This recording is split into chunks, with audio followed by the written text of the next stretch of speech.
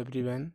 तो आप लोगों ने इसकी पहली वीडियो में पढ़ा था नेताजी के चश्मा पार्ट फर्स्ट, जिसमें हमने देख लिया था कि नेताजी के जो मूर्ति थी उसमें उस पर जो चश्मा लगा हुआ था उसके बारे में हवलदार साहब पान वाले से बात करते हैं। तो देखिए क्या होता है। वो कहते हैं नेताजी, अब हम कहाँ पर पहुँच गए हैं, नेताजी का ओरिजिनल चश्मा। तो अब हवलदार साहब को बात कुछ समझ में आई।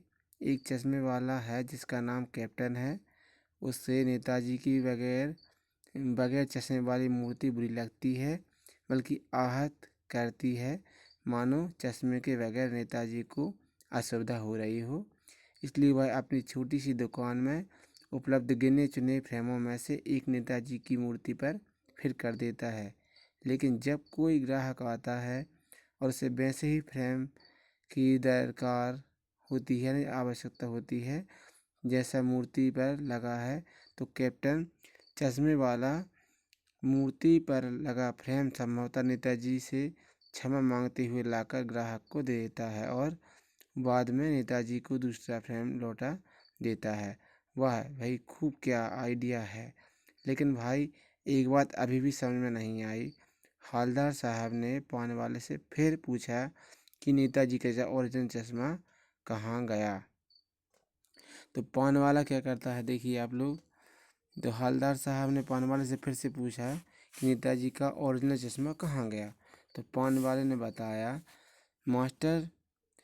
मास्टर बनाना भूल गया। तब हवलदार साहब ने जाना कि मूर्ति के नीचे लिखा मूर्तिकार मास्टर मोतीलाल कस्बे का मास्टर है, न कहना चाहिए ज़्यादा शहर का या कोई ज़्यादा नॉलेज वाला नहीं होगा। बेचारे ने नगर निगम के किसी अधिकारी ने महीने भर में मूर्ति बनाकर पटक देने की बात कही होगी। ऐसा कोई ऑर्डर दिया होगा उसको किसी ने, नगर निगम के अधिकारी ने, कि महीने भर में मूर्ति तैयार हो जानी चाहिए।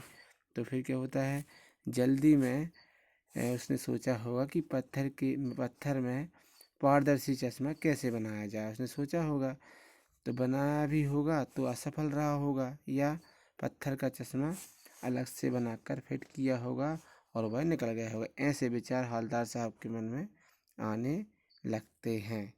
ठीक है। तो हवलदार साहब को बड़ा ही कहना चाहिए ये सोच इसके बारे में होता है।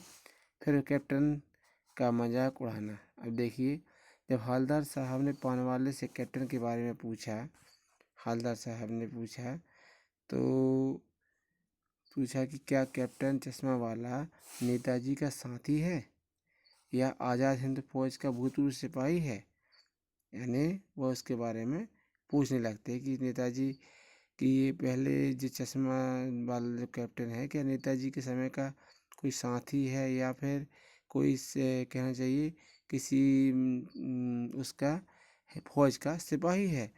तो पान वाले ने हंसते हुए बताया, पान वाला हंसते हुए बताता है कि वह लंगड़ा फौज में क्या जाएगा, वह तो पागल है, वह आ रहा है, उसी से बातें कर लें और कहीं उसका फ़ोटो छपवा दें।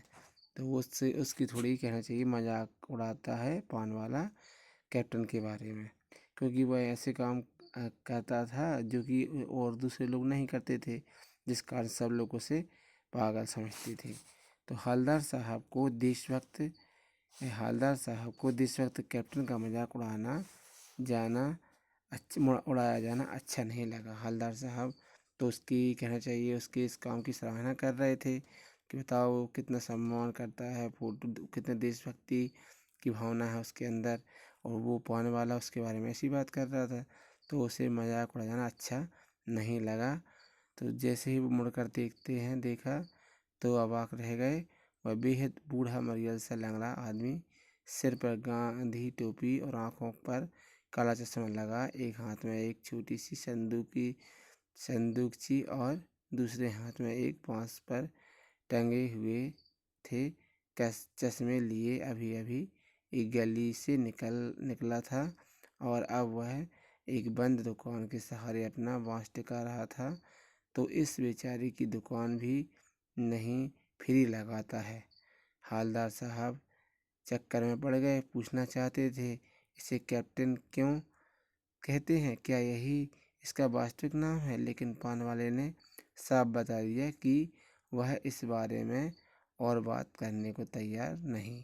ड्राइवर भी बेचैन हो रहा था, काम भी था। अब देखिए आप लोग, हवलदार साहब जीप में बैठकर चले गए। अब हवलदार साहब वहाँ से चले जाते हैं। तो ये आप समझ गए कि हवलदार साहब आते हुए कैप्टन को देखकर अवाक रह गए। सोचने लगे कि बताओ कैसा वो मरियल सा आदमी है, और टोपी गांधी जी की टोपी जैसे लगाए हुए है, चश्मा का, और आँखों में चश्मा, हाथ में छोटी संदूकची, दूसरे हाथ में बाँस पर टंगे चश्मे, ये सामान रखे हुए था। तो तो फिर वो कहते हैं कि हवलदार साहब चकरा जाते हैं कि बताइए ये वास्तविक नाम इसका कैप्टन है या ऐसे ही इसको कैप्टन कहते हैं।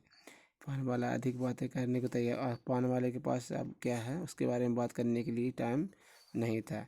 और जिससे गाड़ी से कहना चाहिए हवलदार साहब जाना चाह रहे थे, और ड्राइवर भी बहुत देर से राह देख रहा था, बेचैन हो रहा था। कह रहा था हवलदार साहब कैप्टन के बारे में सोचते हुए जीप में बैठकर चले गए। अब देखिए आप लोग कैप्टन के बारे में, कैप्टन क्या होता है। तो 2 साल तक हवलदार साहब काम के सिलसिले में वहाँ से होकर गुजरते रहे। मूर्ति पर भी तरह तरह के चश्मे बदलते रहे, देखते रहे। एक दिन मूर्ति पर चश्मा नहीं देखा तो हवलदार साहब ने पान खाकर पान वाले से पूछा, आज नेताजी की आँखों पर चश्मा नहीं है, क्या बात है? पान वाले ने उदास होकर आंसू पोंछते हुए बताया, साहब कैप्टन मर गया। साहब बिना कुछ बोले चुपचाप जीप न बैठे और रवाना हो गए। उन्होंने फिर कुछ नहीं कहा, जैसे ही उन्होंने सुना कि अब कैप्टन नहीं रहा। तो देखिए हवलदार साहब की आंखों में आंसू। फिर क्या होता है, हवलदार साहब की आंखों में आंसू आ जाते हैं, यानी उन्हें बहुत दुख होता है। हवलदार साहब बार बार सोच रहे थे कि देश की खातिर सब कुछ होम कर देने वालों पर लोग हंसते हैं। वे दुखी हो रहे थे। 15 दिन बाद हवलदार साहब उसी कस्बे से गुजर रहे थे, और गुजरने से पहले सोच रहे थे कि कस्बे में सुभाष की प्रतिमा तो होगी, लेकिन आँखों पर चश्मा नहीं होगा। मास्टर बनाना भूल गया और कैप्टन मर गया। आज वहाँ चौराहे पर रुकेंगे भी नहीं और मूर्ति की ओर देखेंगे भी नहीं। ड्राइवर से ना रुकने के लिए भी कह दिया, परंतु आदत से मजबूर चौराहा आते ही हवलदार साहब की आंखें मूर्ति की ओर उठ गईं। जीप रोकने के लिए चीखें, कहना चाहिए उनने कहा कि जीप ड्राइवर से बोल दिया कि भाई भाई जल्दी से जीप रोक दो, मतलब ये चीखे यानी आवाज़ लगाई ज़ोर से। ड्राइवर ने ज़ोर से ब्रेक मारा। लोग देखने लगे। साहब जीप से कूदे, मूर्ति की ओर लपके और मूर्ति के पास जाकर अटेंशन में खड़े हो गए। आज मूर्ति पर सरकंडे से बना चश्मा लगा हुआ देखा। आज उन्होंने देखा कि बताइए इस मूर्ति में तो चश्मा लगा हुआ है। हवलदार साहब भावुक हो गए और उनकी आंखें भर आईं। तो ये था आपका, कहना चाहिए एक देशभक्ति की भावना भी आपको इस पात्र में जो कि कैप्टन है इसमें आपको दिखाई दी है। और ये है चश्मे कहना चाहिए नेताजी का चश्मा, ये इस पार्ट का नाम इसलिए रखा गया है। और आपको ये चैप्टर समझ में आ गया होगा। धन्यवाद।